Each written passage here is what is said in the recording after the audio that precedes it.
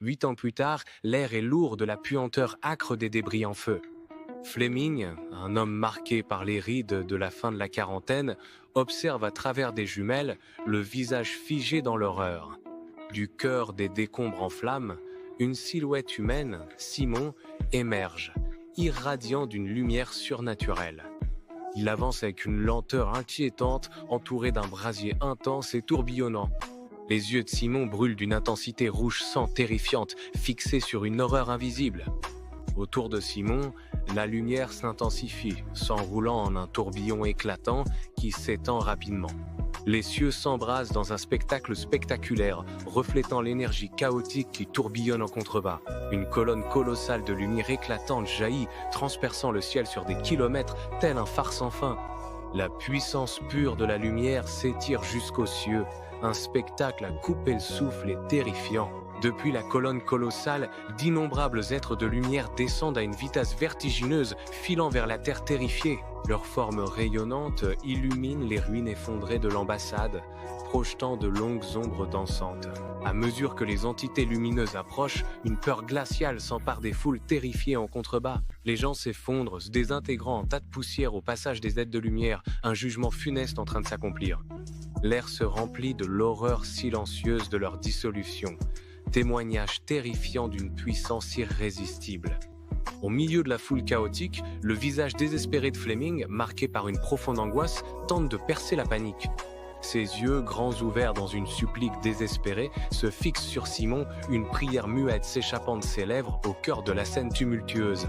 D'une main tremblante, Fleming porte un mégaphone à ses lèvres, sa voix incarnant un espoir fragile face au chaos grandissant. À travers les grésillements amplifiés, sa voix se brise. « Simon, Simon, je t'en prie, arrête toute cette destruction. » Sa supplique résonne, chargée d'une émotion brute. « Nous sommes tes amis, s'il te plaît, Simon. » La prière désespérée de Fleming reste suspendue dans l'air, voix solitaire et vulnérable sur fond de ruines imminentes. Dans les ruines désolées de l'ambassade, les lèvres de Simon bougent, mais la voix qui en sort est profonde, rauque et d'un autre monde.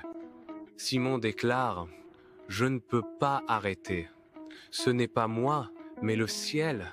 Les humains ont ouvert les portes entre le ciel et la terre. » Sa voix retentit avec une effrayante irrévocabilité. Le jour du jugement a commencé. Les ruines de l'ambassade en décomposition se dressent, monument austère à la trahison et au désespoir.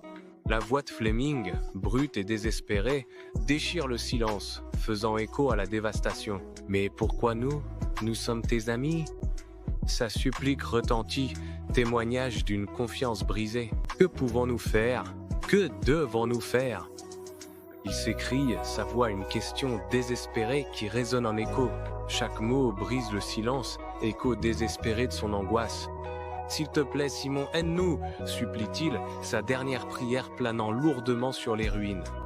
Depuis les ruines de l'ambassade, la voix de Simon, étrangère mais empreinte d'une douleur familière, résonne comme un ultime adieu.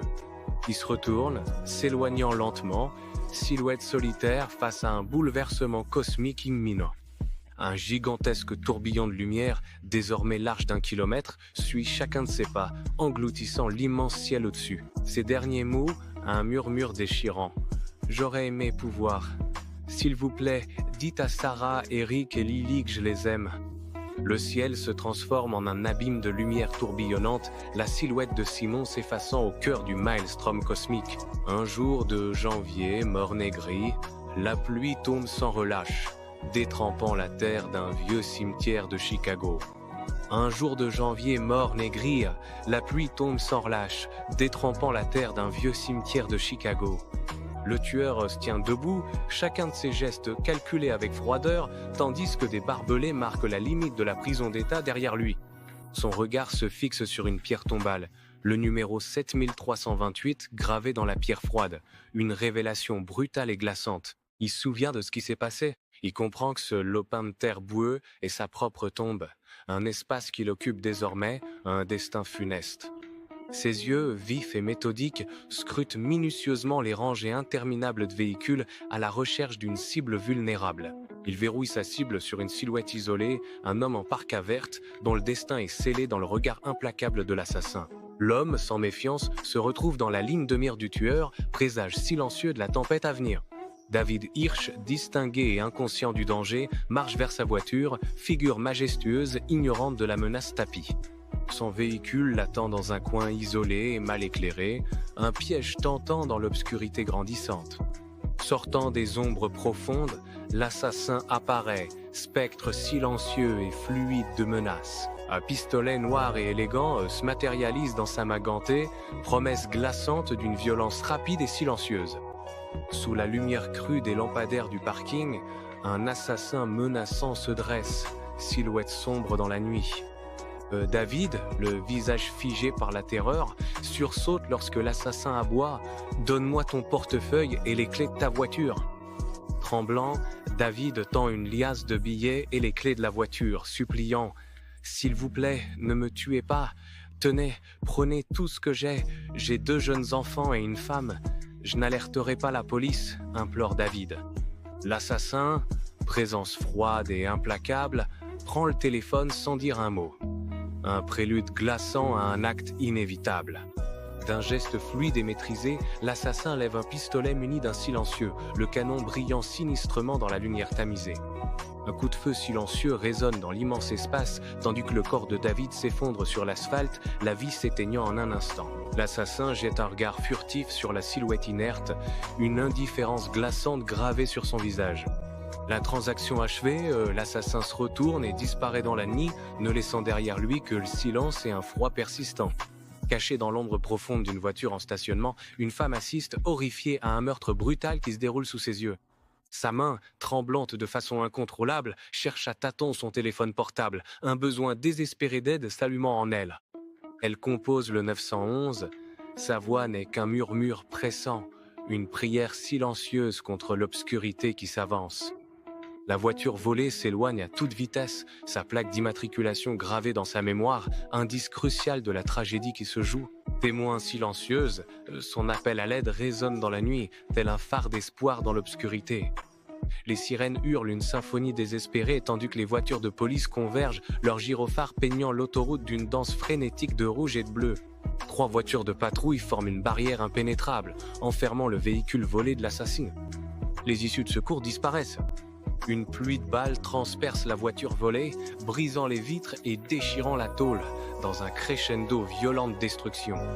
L'assassin, pris dans le déluge incessant, tente une manœuvre désespérée, le véhicule gémissant sous l'assaut brutal. L'assassin vacille sous un tir direct, son corps convulse alors que la voiture volée fait une embardée violente sur l'autoroute. Le métal crisse contre le métal lorsque la voiture percute plusieurs véhicules de police, un choc dévastateur déchirant l'air. Propulsé dans les airs, le véhicule effectue des tonneaux, une balai destructeur et chaotique sur la route ouverte. La voiture s'écrase dans un amas de ferraille en flammes, témoignage de la violence du choc, désormais une épave tordue. Les yeux de l'assassin s'entrouvent, sa vision est floue alors qu'il est allongé sur une table métallique glacée, le froid s'infiltrant jusqu'à ses os. 2 silhouettes, un homme et une femme, se penchent sur lui, leur visage dissimulé derrière des masques blancs immaculés. La main de l'homme, gantée de blanc, tient un scalpel étincelant, sa pointe menaçante suspendue tout près de la peau de l'assassin. La femme observe avec une immobilité troublante, sa présence accentuant la tension oppressante. La table métallique froide lui écrase le dos, rappel brutal de sa vulnérabilité. La pointe acérée du scalpel brille sous la lumière crue de la morgue, annonçant une incision imminente. Dans le silence stérile de la morgue, le cri de l'assassin déchire l'air, un hurlement désespéré qui résonne en écho. Il se jette en avant, tel un fantôme, sa main traversant les vivants, une impossibilité glaçante. Sa voix désespérée « Hé, qu'est-ce que vous faites ?» résonne avec une urgence vaine alors que le scalpel s'abat. Il regarde, totalement impuissant, son monde s'effondrer, tel un membre fantôme dans une tragédie corporelle. Une prise de conscience terrifiante s'impose, accompagnée d'un flot de souvenirs brutaux, carjacking, poursuite, coup de feu. 2 silhouettes, un médecin légiste et son assistant, se penchent sur moi, leurs visages fermés et impassibles. La lumière du soleil peine à traverser les arbres clairsemés, projetant de longues ombres sur des rangées interminables de pierres tombales identiques. Chaque pierre froide, ne porte qu'un numéro. Témoignage brutal de vies oubliées. Je me tiens devant le 7328, marqueur glaçant d'une vie effacée, mon nom nulle part en vue, une brume glaciale enveloppe le cimetière, ses tentacules froids et humides s'accrochant à lui alors qu'il se tient parmi les tombes silencieuses. Il lutte pour chasser les images macabres, mais elles s'accrochent, témoignage terrifiant de son passé. La gravité implacable de sa situation actuelle, la finalité de ses actes, commence lentement à s'imposer. Mes jambes commencent à s'enfoncer dans la terre froide et boueuse, m'emprisonnant dans mon lieu de repos. La terre m'engloutit lentement, une étreinte glaciale dans le cimetière désolé. Un cri silencieux le déchire, prisonnier d'une gorge qui refuse de laisser sortir le moindre son. La terre froide l'enlace, une invasion douloureuse qui lui vole son souffle. Des vers se tortillent sous sa peau, une danse grotesque de vermine à l'intérieur. Dans le cimetière désolé, un abîme de ténèbres s'ouvre soudain sur lui, l'engloutissant tout entier. Une peur pure, brute, l'envahit alors qu'il plonge dans l'inconnu. Un cri glaçant s'échappant de ses lèvres. Ces cris désespérés résonnent dans le vide. « Oh non, maman, j'ai peur. Aide-moi s'il te plaît, où que tu sois. » La terre boueuse absorbe goulûment sa forme en train de se dissoudre, une étreinte macabre. Il est prisonnier de sa propre décomposition, sa conscience piégée dans cette transformation terrifiante. Le passage atroce de son corps dans la terre marque sa dissolution finale, effrayante. Immobile sur le sol froid et humide, ses yeux fixent le vide. Une immobilité glaçante règne sous terre. Au-dessus de son corps, une âme scintillante et indistincte flotte, retenue par une force invisible et douloureuse. La douce délivrance de la mort lui échappe. Il est piégé, spectateur silencieux de sa propre lente décomposition. La notion abstraite de recyclage de l'énergie résonne désormais avec une clarté douloureuse, insupportable. Il ne reste que la douleur brûlante et implacable de son été actuel. Une présence constante et insupportable. Dans les profondeurs souterraines, un corps se dissout en une flaque sombre et visqueuse, sa forme se fondant dans la terre. Le liquide noirâtre s'infiltre plus profondément, une transformation macabre se déployant dans les entrailles cachées de la planète. D'autres fluides d'un or sombre émergent, rejoignant le flot, une rivière souterraine d'origine inconnue. Ces courants mystérieux convergent, attirés inexorablement vers le cœur ardent du magma. Les liquides d'or sombre tourbillonnent, une danse cosmique dans les entrailles de la planète. Des ères passent et ces étranges fluides deviendront une énergie pure, une force puissante née du noyau de la Terre. Dans cet enfer, des âmes damnées se tordent, leur énergie hurlant, torturée à jamais, gardée pour l'éternité. Consumés et brûlés, ils endurent une agonie sans fin. L'air crépite d'un tourment insupportable, une symphonie de souffrance. Ma conscience de cet enfer est absolue, une vérité terrifiante. Chaque fibre de mon être ressent le désespoir accablant de cet endroit. Dans la lumière spectrale de l'aube, David Hirsch, désormais un fantôme translucide, erre dans un cimetière où les ombres s'étirent longuement. Sa forme éthérée plane devant une pierre tombale usée par le temps, son regard fixé sur l'inscription glaçante. Les mots « Ici repose David Hirsch » sont gravés dans la pierre, une vérité crue et désolée. Perdu dans une rêverie obsédante, David est prisonnier d'un souvenir, les événements de la semaine passée résonnant dans son esprit. Une sensation brutale d'être précipité, le monde se brouille dans un tourbillon chaotique de mouvements. La désorientation règne, alors que le sol semble pencher et osciller, une perte de contrôle vertigineuse. Flottant au-dessus de la table d'opération, une présence désincarnée observe la danse frénétique de la vie et de la mort qui se joue en contrebas. Les chirurgiens s'activent dans un flou d'urgence, leurs mains composant une symphonie désespérée sur le blanc éclatant de la salle. Les infirmières passent rapidement les instruments, leur visage marqué par une concentration intense, un pacte silencieux face à la crise. Une infirmière essuie délicatement la sueur du front d'un chirurgien, un bref instant d'humanité au milieu du chaos stérile. La scène est un ballet désespéré et chaotique où chaque mouvement est une prière, chaque geste un combat pour une vie précieuse. Dans une chambre d'hôpital, l'air est chargé de tension, tandis que les machines émettent des bips frénétiques, une symphonie d'angoisse. La voix pressante de l'anesthésiste tranche à travers le chaos. « Dépêchez-vous, on le perd !» Un médecin applique des chocs électriques sur la poitrine de David, une tentative désespérée de ramener la vie. Pendant une fraction de seconde, les yeux de David s'ouvrent en papillonnant, sa conscience ramenée momentanément au bord du gouffre. Un bip continu et plaintif transperce le silence stérile de la salle d'opération, une symphonie glaçante de la perte.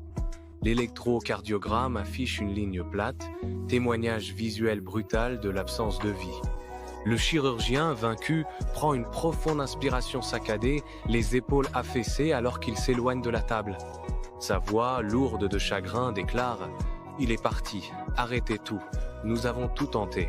Heure du décès, 10h54. » Dans la chambre d'hôpital stérile, le cri brut et déchirant de David transperce l'air, un son de désespoir pur. Il se jette sur le chirurgien, les mains tendues dans une tentative désespérée et vaine de saisir une forme vivante. Il s'écrie, la voix empreinte d'incrédulité et d'agonie « Non, ce n'est pas possible !» « C'est la partie de mon métier que je déteste le plus », marmonne-t-il, la voix chargée d'un profond chagrin. David fait irruption dans la salle d'attente de l'hôpital, véritable tourbillon d'énergie désespérée. Ses yeux scrutent frénétiquement la pièce, concentrés uniquement sur la recherche de Sarah au milieu de l'anxiété feutrée. Sarah est assise, son visage est le reflet d'une inquiétude brute, des larmes traçant des sillons sur ses joues. Ses yeux verts en amande, gonflés de larmes retenues, trahissent une profonde angoisse. Elle mord ses lèvres tremblantes, livrant un combat silencieux contre le désespoir, ses mains s'entortillant dans une danse nerveuse. Chaque fibre de son être est en alerte, attendant une nouvelle qui pourrait briser ou sauver son monde. Dans la salle d'attente stérile de l'hôpital, David tend les bras, avide d'embrasser une présence invisible. Il aperçoit Eric et Lily, leur visage marqué par une peur brute, des larmes coulant sur leurs joues. La réalité crue de son toucher éthéré contraste avec le chagrin profond qui se lit sur les visages de sa famille. Dans la salle d'attente stérile de l'hôpital, la voix de Sarah, fébrile et tremblante, perce le silence. L'espace d'un instant fugace, ses yeux semblent croiser les miens, une étrange connexion dans l'air tendu. Mais son regard me traverse, se posant plutôt sur le chirurgien qui se tient juste derrière moi. Sa voix, emplie d'une urgence désespérée, résonne. « Docteur, comment va mon mari ?» Dans la salle d'attente stérile de l'hôpital, le visage du chirurgien est marqué par une expression grave, annonciatrice d'une nouvelle dévastatrice. Il s'adresse à Sarah, la voix lourde de chagrin. « Madame Hirsch, nous avons tout essayé, mais le cœur était très endommagé et... » Les yeux de Sarah s'écarquillent. Son monde s'effondre alors que les mots du chirurgien restent suspendus dans l'air. Ultime coup cruel. Un cri guttural s'échappe de ses lèvres. « Non, non, non, David, non, ce n'est pas possible. Mon mari !» Dans la salle d'attente froide et stérile de l'hôpital, les petits corps d'Eric et Lily tremblent alors qu'ils s'agrippent à Sarah, leurs larmes coulant à flots. « Papa, je te moi !» De profonds sanglots le traversent, chacun témoignant d'une douleur insupportable. Dans la salle d'attente stérile de l'hôpital, les parents de Sarah entrent, les yeux écarquillés par un choc incrédule, le visage marqué par une tristesse hébétée. Ils se précipitent vers leurs enfants qui pleurent à chaudes larmes, leurs petits corps secoués par le chagrin. Une étreinte écrasante alors que les parents serrent leurs enfants endeuillés dans leurs bras, leur propre douleur reflétant les larmes des enfants. Dans une salle d'attente d'hôpital stérile, les sanglots étouffés de Sarah brisent le lourd silence, son visage enfoui dans ses mains. Les murs d'un blanc éclatant de la salle d'attente semblent se refermer sur eux, amplifiant leur sentiment d'angoisse écrasante. Un désespoir profond pèse lourdement sur eux, comme si leur monde s'était réduit en poussière. Soudain, les yeux de Sarah se révulsent et son corps s'affaisse. Une immobilité terrifiante s'emparant d'elle. Le ciel au-dessus des ruines de l'ambassade tourbillonne, une spirale de lumière aveuglante toujours plus vaste engloutissant le monde. Du vortex lumineux descendent des êtres de lumière éthérée, leur avancée silencieuse annonçant froidement le jugement. Fleming regarde, le visage figé dans un désespoir absolu, tandis que le spectacle magnifique et terrifiant se déploie devant lui. Le sol tremble sous ses pieds, la trame même de la réalité semblant se déchirer alors que le monde vacille au bord du gouffre. Ses yeux, écarquillés d'horreur, se demandent en silence si cette offensive lumineuse dévastatrice marque la fin écrasante et définitive.